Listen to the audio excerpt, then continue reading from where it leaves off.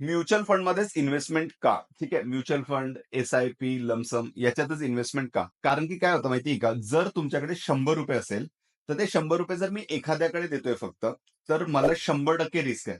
पण तेच जर ₹100 मी जवळ-जवळ 70 ते 80 लोकांकडे देतोय, तर त्याच्यामुळे काय होतं, की दोघा-तिघांनी जरी मला फसवलं, तरी पण बाकीचे लोकं तर मला देतील ना. तर या कारणाने माझा रिस्कचा पार्ट आहे, तो अलोकेट होतो. त्यातल्या जर प्रत्येकाने जर मला सपोर्ट केला, तर माझा कॉर्पस पण व्यवस्थित डेव्हलप होतो. या कारणाने म्युच्युअल फंडमधली जी इन्व्हेस्टमेंट असतं, ती इन्व्हेस्टमेंट जवळ-जवळ 70 ते 80 कंपन्यांमध्ये डिव्हाईड होतं.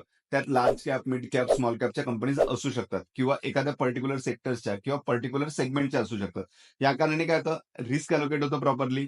त्यानंतर इक्विटीचं पोर्शन त्याच्यामध्ये असल्या कारणाने रिटर्न चांगले बनतात आणि over the period of time तुम्हाला चांगला कॉर्पस डेव्हलप होतो, जो इन्फ्लेशनला बीट करून पैसा येतो. या कारणाने म्युच्युअल फंड सही आहे. धन्यवाद. उमेश उपरे, यूएच वेल्थ मधून.